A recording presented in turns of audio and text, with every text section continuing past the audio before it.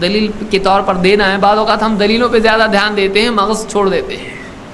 ہمارے لیے بعض اوقات قرآن کریم دلائل اور تردید کی کتاب بن جاتا ہے، وہ تذکیر کی کتاب ہمارے لیے نہیں بن پاتا ہے.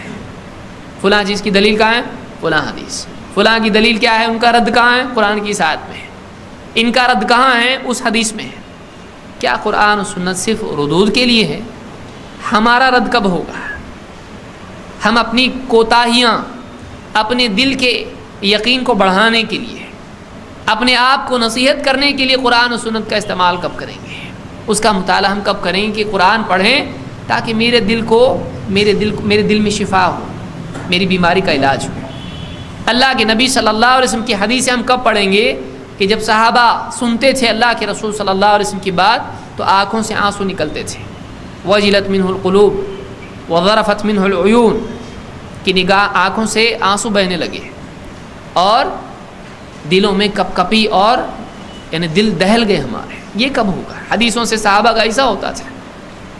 ہم نے اس قرآن و سنت کو ریفرنس بک بنا لیا ہے، وہ بھی اپنے لیے نہیں، تردید کے لیے. قرآن بلا شبہ دلائل کی کتاب ہے، ہمارے لیے وہی دلیل ہے. ہمارے لیے اللہ کے نبی صلی اللہ علیہ وسلم کی سنت دلیل ہے، لیکن کیا وہ صرف تردید اور حوالوں کی کتاب ہے کہ فلاں چیز کا حوالہ، فلاں چیز کا حوالہ؟ ریفرنس بک ہمارے لیے ہے. کیا ہمارے ایمان کے لیے قرآن کریم نہیں ہے؟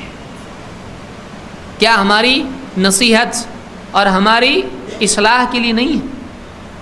کتنے لوگ اس وجہ سے پڑھتے ہیں، کتنے لوگ قرآن کھولتے ہیں تو بس فلاں چیز کے حوالے کے لیے کھولتے ہیں.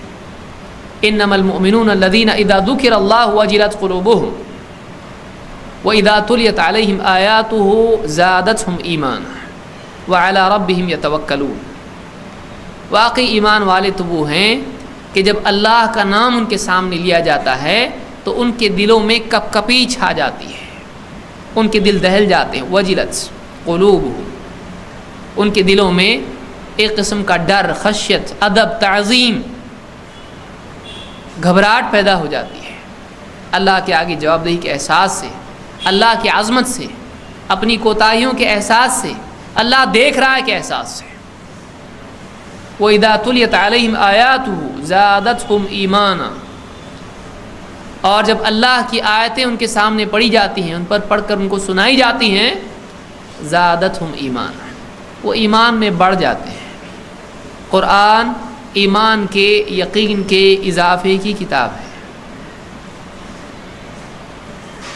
لیکن بعض اوقات انسان قساوت قلبی کی وجہ سے قرآن اس کے لیے بس ایک حوالوں کی کتاب بن جاتا ہے. فلاں کا رد کہاں ہے؟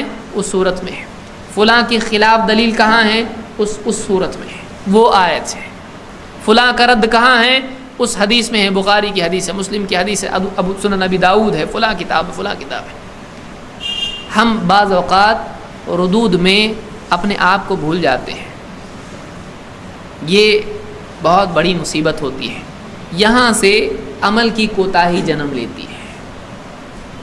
آدمی سب کے بارے میں دوسروں کی تردید کے اعتبار سے پورا تیار ہو جاتا ہے، لیکن وہ اپنا محاسبہ نہیں کر پاتا ہے، وہ اپنی اصلاح نہیں کر پاتا ہے. کیوں؟ اس لیے کہ بعض اوقات، یاد رکھیں اس کو، بعض اوقات دوسروں کی تردید واقعی حق کے غلبے کے لیے ہونے کی بجائے اپنے نفس کی تسکین اور اپنی بڑائی کے ثابت کرنے کے لیے بھی ہو جاتا ہے. ہوتا ہے کہ نہیں ہوتا ہے؟ ہوتا ہے. بڑا مزہ آتا ہے جیتنے میں. کسی کو ایک دم چپ کرا دیا تو کالر آدمی کا اونچا ہو جاتا ہے، نعرہ تکبیر. بعض اوقات دیکھیے، شیطان سے چوکنا رہنا بہت ضروری ہے. شیطان سب کے پیچھے لگے گا، ہم کو چھوڑ دے گا توحید والوں کو. یعنی جس کی جیب میں کچھ نہیں اس کے پیچھے تو جا رہا ہے چوری کے لیے، اور جو مالا مال ایک دم توحید بھر کے نکلا ہے، صراط مستقیم پر ہے، اس کو چھوڑ دے گا. شیطان بیٹھا کہاں ہے؟ لَأَقْعُدَنَّ لَهُمْ صِرَاطَكَ الْمُسْتَقِيمِ، میں تیری صراط مستقیم پر بیٹھوں گا. تو اب جو اس پہ چل رہا ہے اس کو خطرہ زیادہ ہے. جو بھٹک کے کہیں اور چلا گیا تو گیا وہ تو. لیکن وہ آدمی جو صراط مستقیم پر چل رہا ہے اسی کو تو بولے گا نا یہاں جا. تو زیادہ خطرہ کس کے لیے ہے؟ گمراہ کے لیے ہے یا جو صراط مستقیم پر چل رہا ہے اس کے لیے ہے؟ چور کس کے پیچھے لگتا ہے؟ خالی جیب والے کے پیچھے جو بیچارہ اس کے 4 پیبند لگے ہوئے ہیں اس کے پیچھے جائے گا؟ جس کو اپنی سطر ڈھانپنے کے لیے کپڑا نہیں اس کے پیچھے جائے گا؟ جس آدمی کے پاس اچھا بریف کیس بھر کے جا رہا اور جیب بھی اس کی موٹی موٹی دکھ رہی ہے اس کے پیچھے جائے گا؟ لیکن افسوس کی بات یہ ہوتی ہے کہ ہمارے توحید والے اتباع والے زیادہ بے فکر ہو جاتے ہیں. ارے ہم تو بیٹھ گئے نوح علیہ السلام کی کشتی میں،